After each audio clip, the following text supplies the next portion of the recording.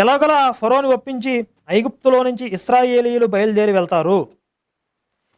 ఈ రాత్రి ఎప్పుడైతే ఈ ఈజిప్ట్ ప్రజల యొక్క పిల్లలందరినీ చంపేశారో అప్పుడు ఈజిప్టు రాజు మీరు బయటికి పోవడానికి నేను అంగీకరిస్తున్నానని చెప్పి ఒప్పుకుంటాడు.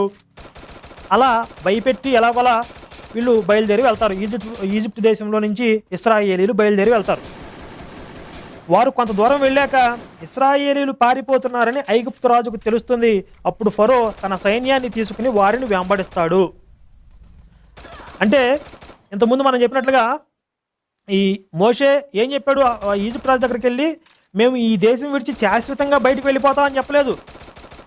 అరణ్యంలో మేము ఉత్సవాలు చేసుకోవడానికి మమ్మల్ని పోనియ్యి, అడవుల్లో కొంత దూరం పోయి మేము అక్కడ ఉత్సవాలు చేసుకుంటాం, అందుకొరకై మమ్మల్ని పోనీ అని చెప్పాడు తప్ప మేము శాశ్వతంగా మీ దేశం విడిచి వెళ్ళిపోతామని చెప్పలేదు. కానీ